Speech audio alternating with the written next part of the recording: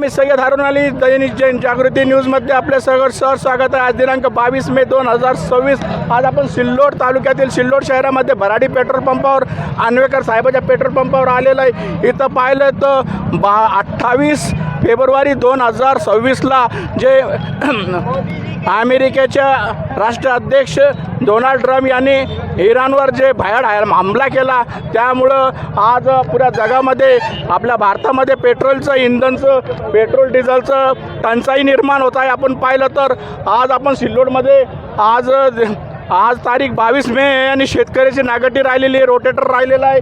तिथं शेतकरी बंधू सिल्लोड तालुक्यातील इथं रांगा लावून उभे आहे पेट्रोल डिझेलसाठी। भैया नमस्कार, तुम्हाला काय वाटतं हे कसं प्रॉब्लेम सॉल्व्ह होईल? भैया नमस्कार, शेतीचे पूर्ण कामं अधुरे पडलेले। अच्छा, शेतीचे कामं पूर्ण अधुरे असल्यामुळं डिझेलची फार टंचाई उपलब्ध झालेली। नागटी राहिलेली, रोटेटर सगळे भासा बिसा सारा बिरा सगळं मक्का काढायचे राहिले। मंत्री मळणी यंत्रासाठी डिझेल मिळत नाहीये। अच्छा, शेतकऱ्याला आत्महत्या केल्याशिवाय पर्याय नाही राहिलेला डिझेलसाठी। म्हणजे सरकारनं काहीतरी पर्याय काढून सरकारनं पर्याय काढलाच पाहिजे त्याच्यावर। शेतकरी 24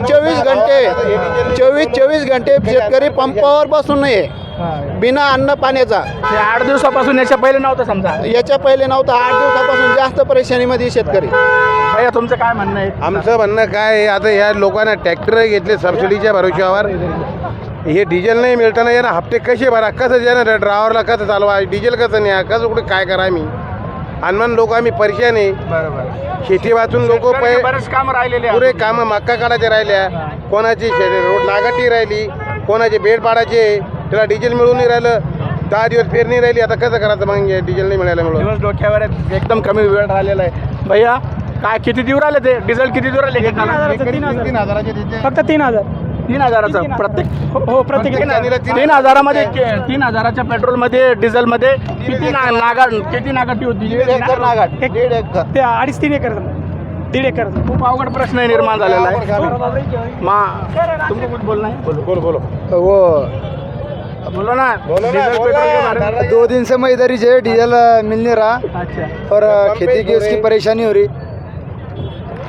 महाराष्ट्र राज्याचे कृषी मंत्री दत्ता भरणे असेल, महाराष्ट्र राज्याचे सन्माननीय मुख्यमंत्री देवाभाऊ फडणवीस असतील, यांनी शेतकऱ्याचा प्रश्न सॉल्व करावा। मराठवाड्यात छत्रपती संभाजीनगर असेल किंवा मराठवाड्यात असेल किंवा महाराष्ट्र असेल किंवा संपूर्ण भारतात आपलं हे जे युद्ध झालेलं आहे अमेरिकेचं आणि इराणचं, यामध्ये इतर लोकांना खूप त्रास होत आहे। त्याकरता त्यांनी काहीतरी मार्ग तोडगा काढावा आणि या शेतकऱ्याला हे आलेलं संकट, पेरणीचे दिवस जवळ आहे, दिवस डोक्यावर आहे, शेतकऱ्याची खूप साऱ्या नागाटी बाकी आहे, रोटेटर बाकी आहे, सरी काढणं बाकी आहे, काहीचे मक्का काढणं बाकी आहे। साहेबांनी लवकरात लवकर शेतकऱ्याचा प्रश्न मिटवावा। मी जागृती न्यूजमध्ये पुन्हा येईल। जय हिंद, जय महाराष्ट्र।